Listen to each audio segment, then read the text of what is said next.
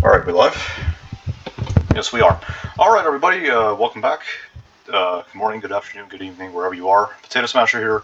And today we're going to be doing yet another weekly review. I know this was way long overdue. I do apologize. But don't worry, I've made it as worth it as possible. Because today we're going to be taking a look at the Brindisi, the Tier 9 Italian heavy cruiser. One of my personal favorites in the game, after playing around maybe 50, 60 battles with her. She's a really good cruiser. People say that the Italian cruisers, I've been told at least, that the Italian cruisers aren't that good, simply because of the fact that they take way too long to reload, and the sap isn't as effective as the HE because you don't start fires. I'm inclined to disagree. I think that the Brindisi is one of the strongest Tier 9 cruisers in the game. I would position her towards the top of the Tier 9 cruisers if you don't want to count ships like the Kronstadt, the Alaska, the Siegfried, and the Eger, because those are all battle cruisers. Anyways, what exactly is the Brindisi? It's this weird Ansaldo project that was sort of scaled up. It used to be called the Project XII, or Project 12152, designed by Ansaldo in the 1930s, or mid-late 1930s, for the 1936 Fleet Breakout Program. However, in this particular universe, she isn't represented as a light cruiser, but instead as a upscaled heavy cruiser. She weighs around the same as something like a Buffalo, maybe something. Actually, she has got a little bit less health than a Neptune, about 100 less health. So around the same tonnage as a Neptune. Yeah, that's basically what she is. There's not really much history to the ship other than the fact that she's basically a scaled up like light cruiser design, which was essentially a follow-on to the Abruzzi. Anyways, before we get into talking about the ship itself, let's take a look at the equipment and modules, and of course the commander skills. Now with the Brindisi, you only have two upgrades you have to select or upgrade from coming from the Amalfi at tier 8. You have to upgrade your hull and your rangefinder. Now your hull gives you an extra 4,800 health, but more importantly, it does give you that faster rudder shift and slightly better anti-aircraft defenses. As you can see, Brindisi does have some very strong mid-range AA. We'll get into that later.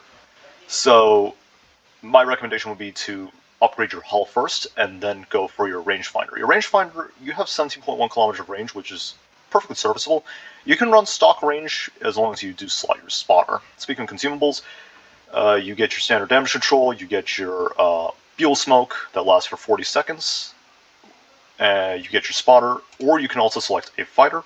A personal preference, I take the spotter for the extra range, plus that sort of spotting gimmick that the spotter still tends to have, air spotting.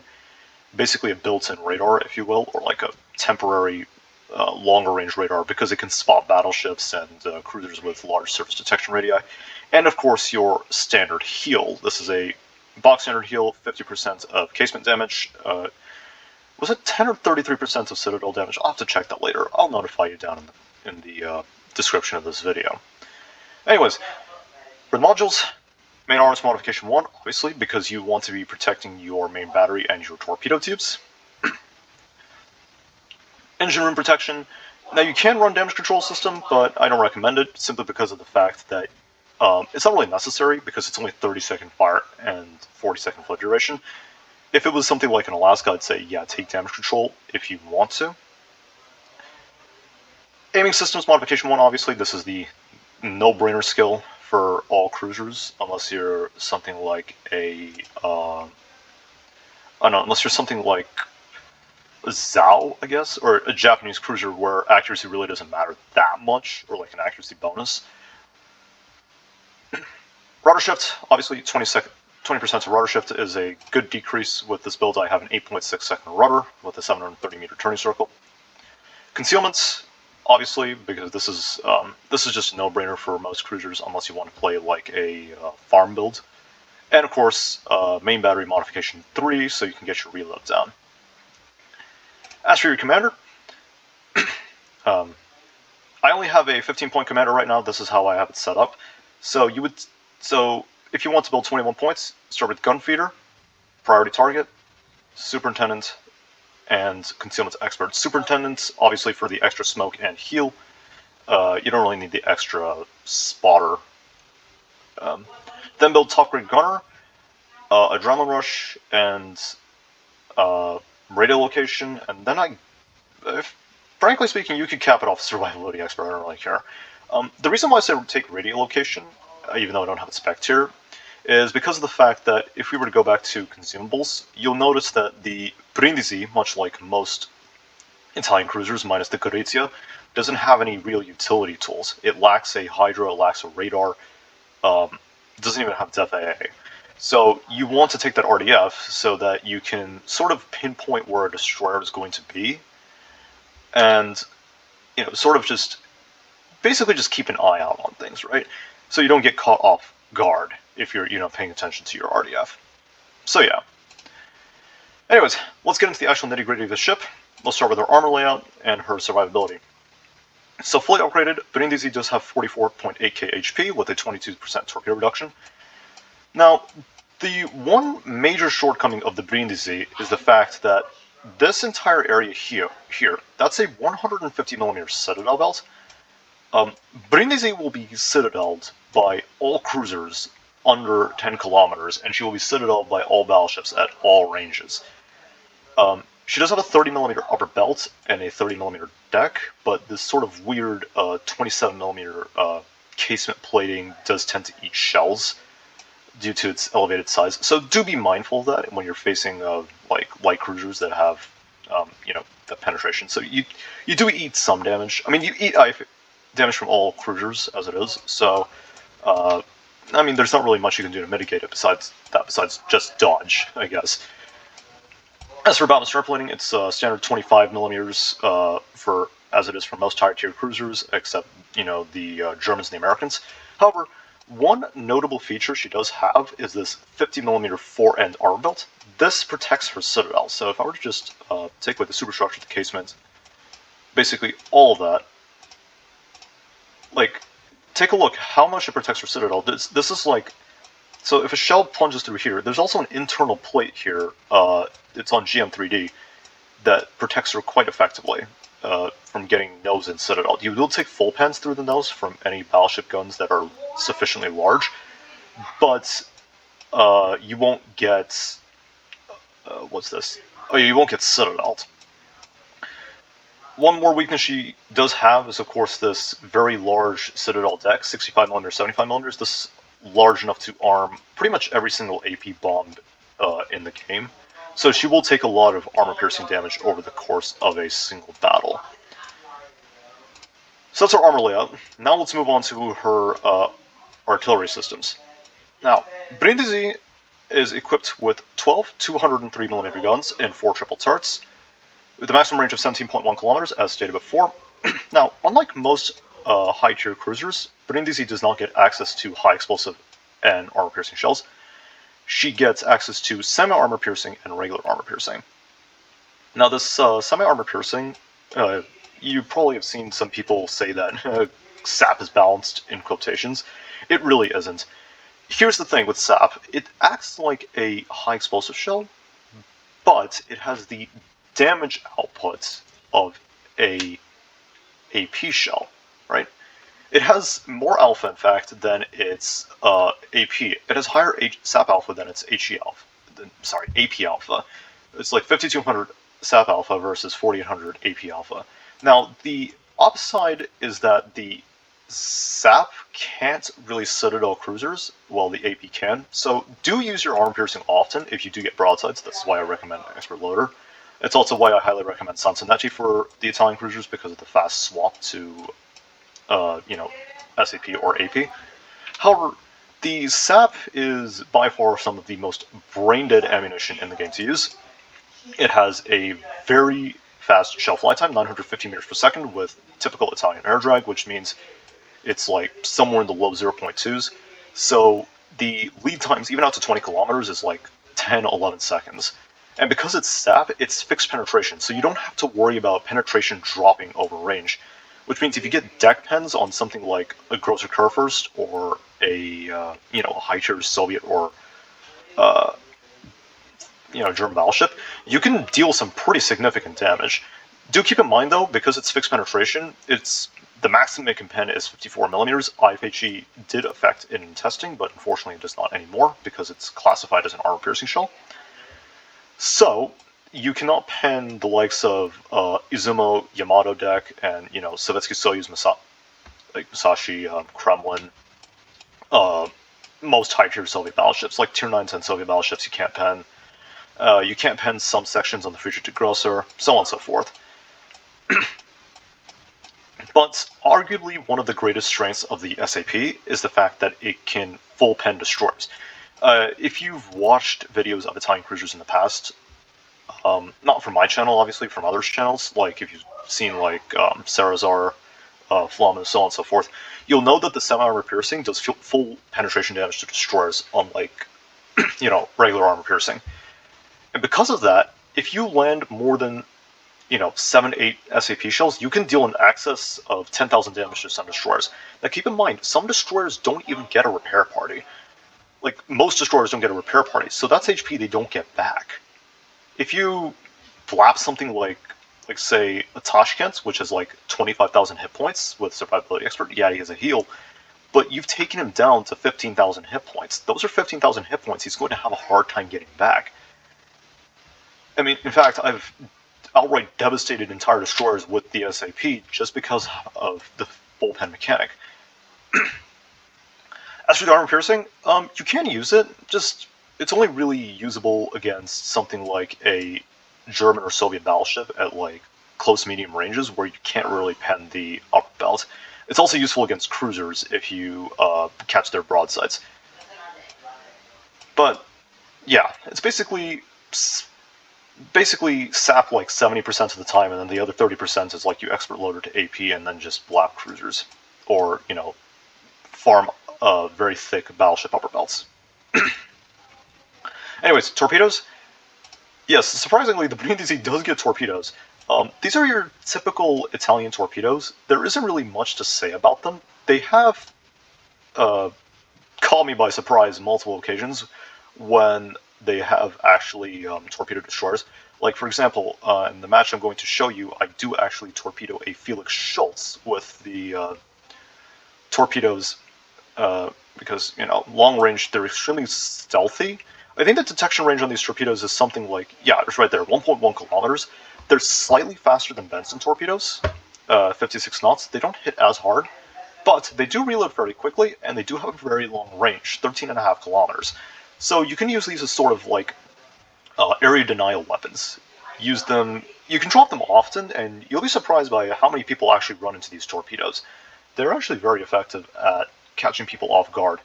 And you can actually stealth torpedoes, so while you're disengaging, you have a fairly sizable 1.3 to 1.5, like 1.3 kilometer stealth torpedo gap, and these torpedoes will run forever because I think they take something like 2.5 minutes to reach their maximum range.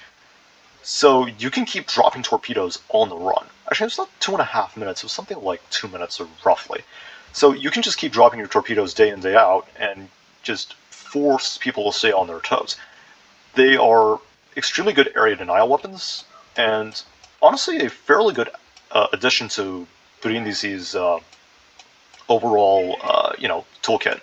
Another thing is that they do have very good firing angles. It's really hard to sort of illustrate them here, but the firing angles go something like this. It's like you can launch them like 25 degrees off your bow. So you can torpedo someone at point blank range while keeping your 50mm belts angled, and you will take fairly minimal damage, which is fairly nice to use. So overall, pretty good torpedoes. For depth charges, she does have some fairly good depth charges. Now, surprisingly, the Italian cruisers don't actually get airstrikes for whatever reason. They do get these depth charges instead. Now, Brindisi's depth charges are fairly good. 2300 alpha with, 8 bombs and a charge. So you can drop on submarines, and you can deal a fairly decent amount of damage. More importantly, though they do have a fairly quick reload time, 40 seconds. Some are like 50 or 60. So this is a fairly nice thing to have, especially when you have to deal with a submarine in the ship, which it's not an inevitability, but it does happen. Now, A defenses. Normally, when it comes to Italians, we like to joke about the AA defenses being kind of sad. But the thing is, Brindisi does actually have some fairly respectable mid-range AA, 453 DPS, courtesy of all those 37mm and 65mm guns. However, the main problem with the Brindisi is just that the lack of range. Her maximum AA range is just 4.6 kilometers, and that's because of the fact that she uses these single 90mm guns. I believe Venezia does use twin versions, which gives her some more secondary firepower, but there is a reason why I didn't gloss over why I glossed over the secondaries when I was talking about the artillery, because the secondaries are kind of useless other than starting fires. But yeah, it's fairly respectable. You can whittle down like torpedo bomber squadrons that get really close. You can whittle down dive bomber squadrons if you're dodging. Do keep in mind though, again, it's 3.7, 4.6, so you don't have that sort of long-range aura that something like a Seattle or a Neptune or a Dmitry Donskoy would have. So fairly good, just held back by range. That's really the problem. Maneuverability. Brindisi is fast. It's one of the fastest. It's on the faster end of the Tier 9 cruisers. I think the only one that outruns it at this tier is, correct me if I'm wrong, it's the Saint Louis, and that's when it has its engine boost active. Otherwise, this is by far the fastest Tier 9 cruiser. 36.7 knots is a very good top speed. Allows you to disengage very quickly and very efficiently. And because actually, one thing I forgot to mention about her artillery was that she has some really good firing angles. It's like you can fire all your guns 20 degrees off the stern and like 25 degrees off the bow. So Brindisi can effectively wiggle back and forth at like half throttle and just completely cheese your opponents. Of course, if you're running into like 30mm overmatched battleships, it's better to keep your distance and sort of just turn when they fire instead of trying to play that kind of game, because you're just going to get slapped. So, caution advised. But the maneuverability is what allows you to play those sort of play chicken against battleships more effectively. Because of that high speed, and of course that fairly absurd turning circle, 730 meters, most cruisers at this tier are like 800 something, right? I mean, there's some cruisers, I think, like the American Lights, like, for a ship this size, like, Brindisi is not a small ship. If you want to compare it to something, like, compare it to an Alaska, right? Okay, Alaska's a much bigger ship, right? But Brindisi's turning circle is absolutely tiny for, something this big of a cruiser. This is the size, this ship is as long as some battleships and some battle cruisers. And the fact that it turns so nicely, in fact with the 8.6 second rudder, I mean, this is one of the best swerving cruisers at Tier 9. Like, okay, you have the light cruisers that are more agile, but, I mean, a heavy cruiser with this kind of maneuverability was a bit ridiculous the first time I, played it fully upgraded. I've used it to my advantage on more than a few occasions. It's extremely effective at dodging at, medium-long ranges, and you can use that fast rudder and that high speed to drop torpedoes on a target without, like, risking exposing yourself too much to, being blapped through the nose or the stern, because, again, that 50mm extended belt. So yeah, fairly good in the maneuverability department. Concealment, on the other hand, not so great. The problem is she has a very large surface detection range for a heavy cruiser, 12.2 kilometers. Now, most heavy cruisers at this tier are sub 12 kilometers. There are some that are like sub 11 even. I think Drake is something like 10.6. Buffalo's 10.6. There are some other examples. I think Johann de Witt's like 10.1, something like that. 10.1 kilometers. So this kind of concealment isn't exactly spectacular. Also consider the notion that there are battle cruisers at this tier. Azuma, Yoshino, not Yoshino, sorry. Azuma, Siegfried, and Aegir are like 11.9, and Alaska is also 12.2.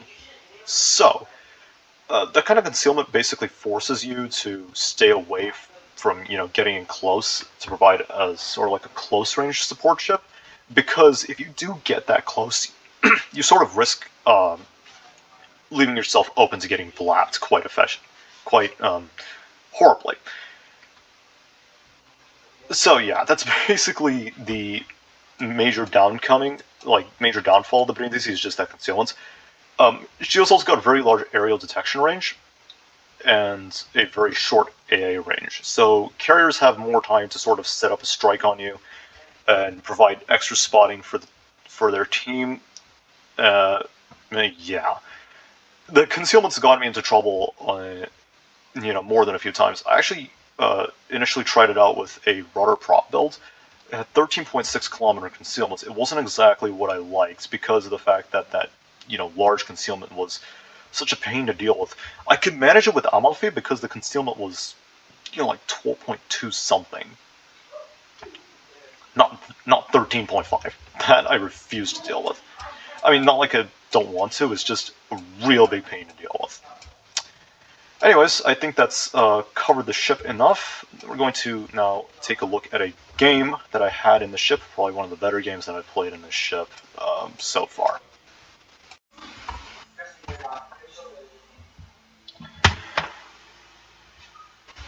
Alright, so,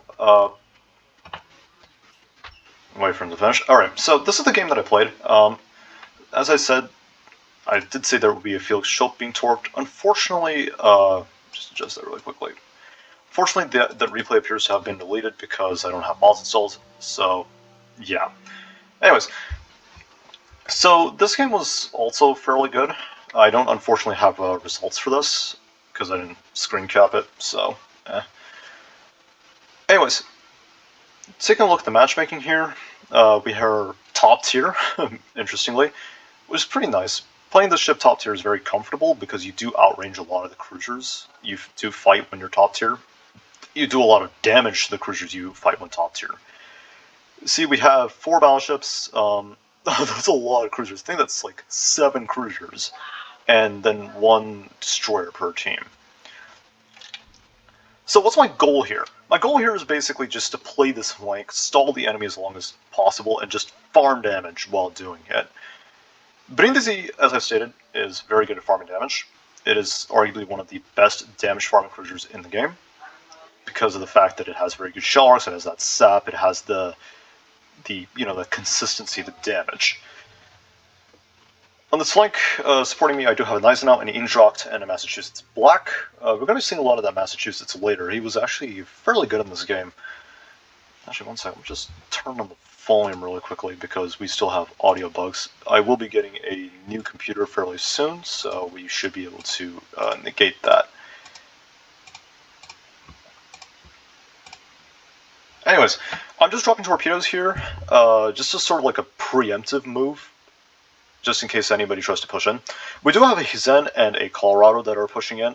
There is also a Alaska on this flank, I believe. Just taking a look at the replay. So my goal right now is basically to get the Hizen's attention, basically force him to turn broadside to use his guns and expose him to the Massachusetts and the Gneisenau so he could potentially take more damage. At 17 kilometers, I take careful lead, I open up.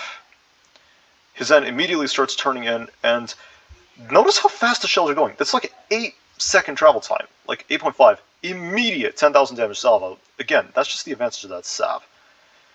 The Hizen returns fire with high explosive, amusingly, and that's when I notice, oh crap, there's an Alaska. That's a problem. Now, Alaska's a big problem because, remember, Alaska's a cruiser killer. His guns can quite easily damage me. As you just noticed, I got overmatched through the bow. Got bow penned by the Colorado at like 18 kilometers or so. So that's something we got to be careful of. Now I take a shot at the Hizen. At this point, my sap isn't doing as much damage as it can because of the fact that I've already saturated him. So it's only doing, like, even 6 pence is only doing around 5,000 damage. Now that the Alaska is focusing me, I decide to sort of pick up the gas and just start kiting away from the entire enemy team. One Now the York started shooting at me. Unfortunately, to shoot at me, he's exposed himself to the Massachusetts and the Gneisenau, so he ends up taking quite a hefty chunk of damage there.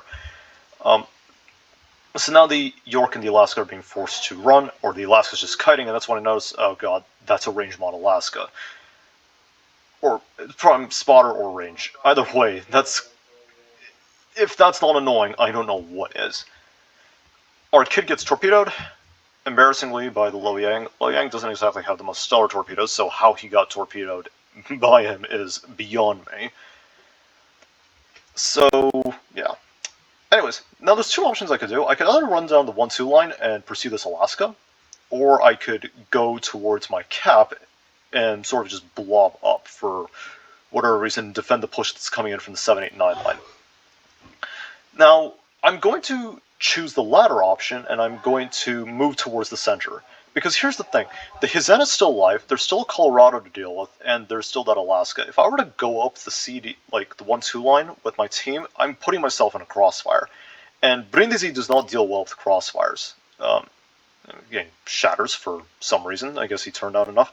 Yeah, one weakness of this SAP I should mention is the fact that it can actually shatter just like high explosive.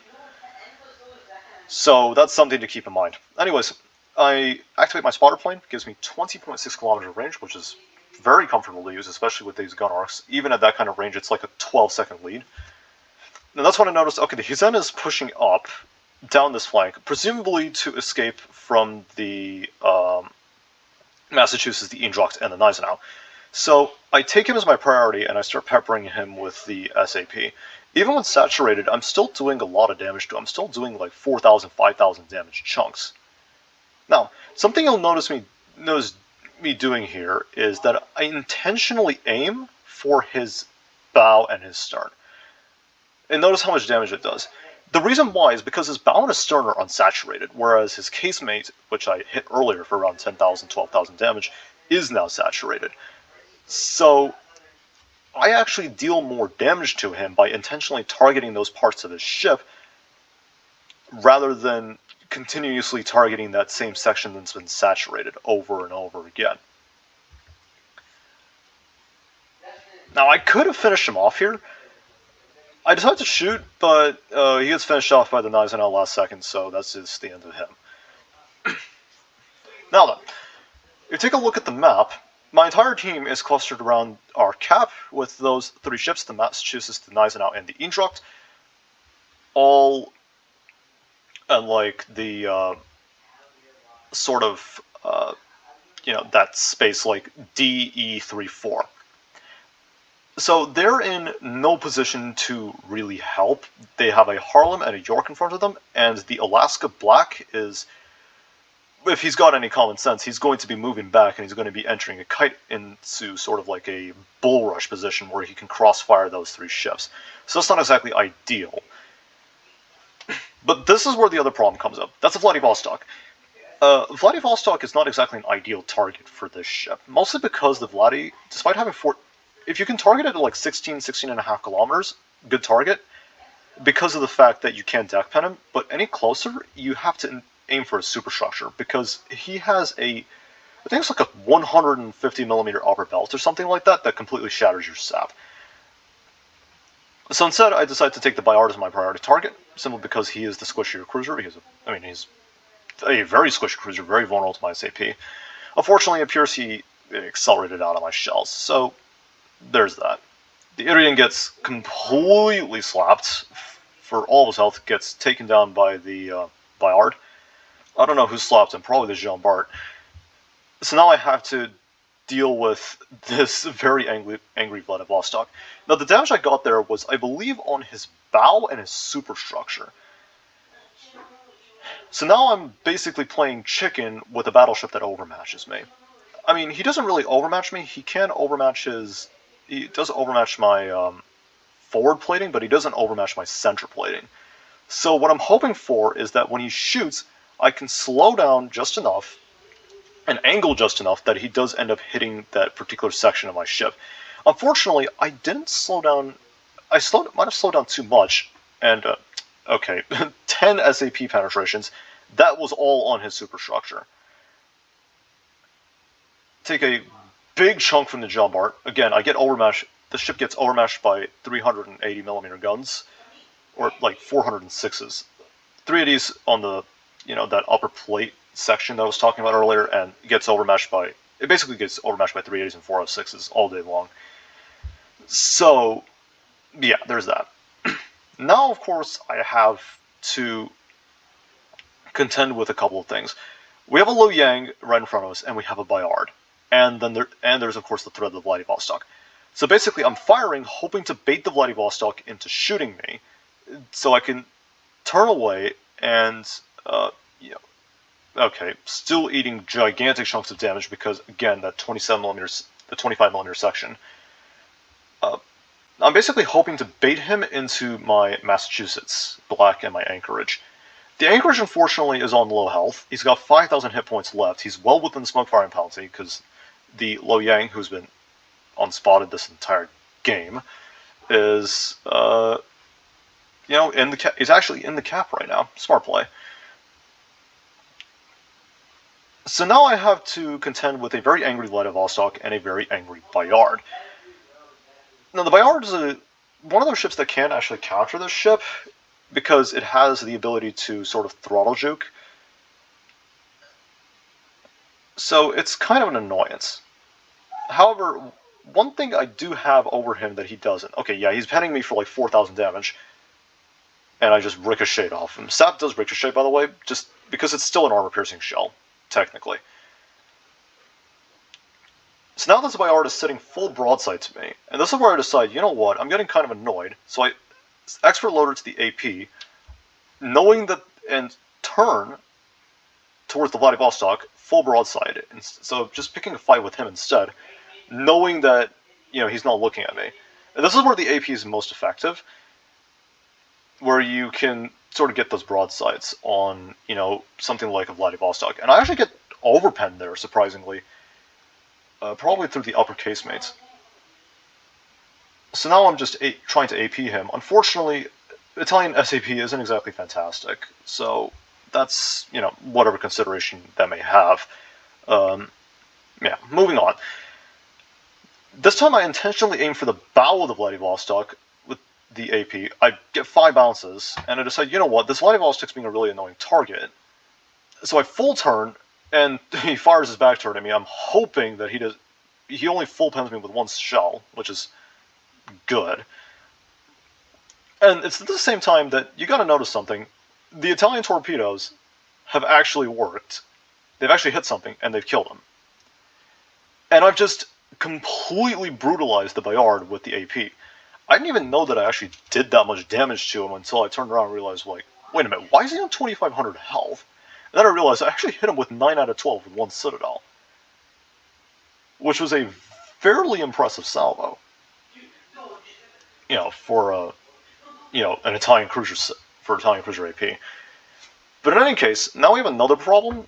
The Lo Yang is actually, who's been unspotted this entire game, is now in our cap. He's actually left the cap, and he's farming down this Massachusetts. Again, we're going to be seeing a lot of this Massachusetts, as I said. This guy's going to play this game extremely well.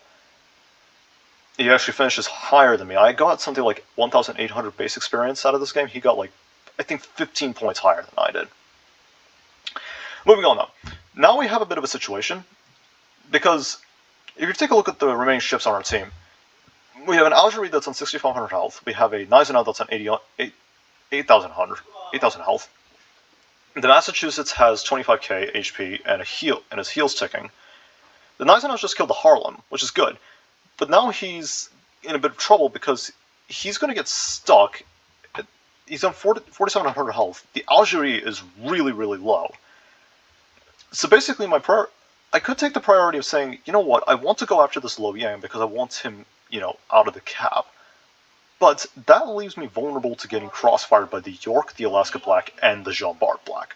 So I decide instead I'm going to go around and flank the Alaska and the Jean-Bart.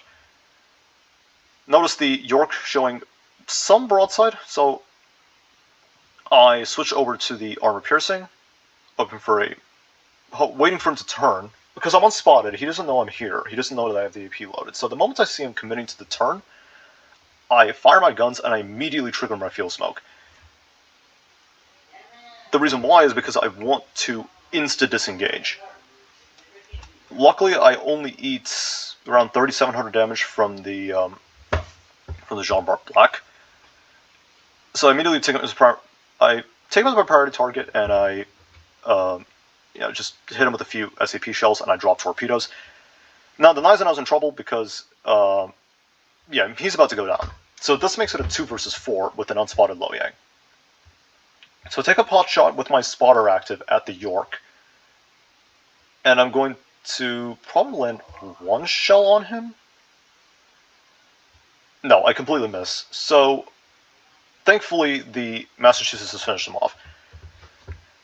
But now we have a problem. The Alaska and the Jean Bart, if they face tank the Massachusetts, they can absolutely kill him. Yes, the Massachusetts can overmatch the Alaska's bow, but that still leaves the Jean Bart, and the Jean Bart on that much health, he's got 25,000 health, with a Lo Yang on his flank, on the Massachusetts flank, he's not going to survive, because the Lo Yang's capping again, so he's right within his proximity.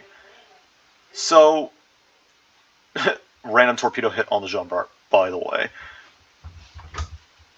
So rather than, trying to go hunting down this, this Lo Yang, I decided to go flanking around and go, just do a little bit of this, basically.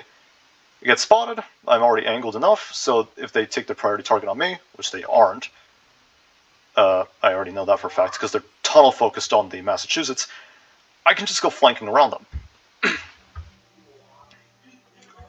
Now the Alaska has to deal with me, and because, he just bounces. So he does practically nothing. And 3 SAP shells, that's my 3rd kill, and that's basically all the damage that I dealt in this game. 155,000 damage, a little bit of pizza time, 3 kills. Fairly good game. Now, it must be said, though, that despite the fact that I took a fairly decent amount of damage throughout this entire game. I think I played fairly well. This Massachusetts played very well. Credit where credit's due. That Lo Yang played this game surprisingly well. He was undetected this entire time. We knew he was there. We knew where he was because he was in our cap. But here's the thing. Lo Yang has a much better surface detection range than the Brindisi, obviously, because it's a destroyer. And he could, just keep torping us, right? Of course, at the same time, though, he doesn't want to get spotted. He hasn't been spotted this entire game. And the fact that, we had no idea where he was. Because, again, he's unspotted. I don't see a, Lo Yang detected, or, I don't see a Lo Yang icon, or Lo Yang black icon on this map anywhere. At all. Do you see one? If you see one, then you're seeing things, because I certainly didn't see one throughout this entire game. It's just a testament to how well that Lo Yang player did his job.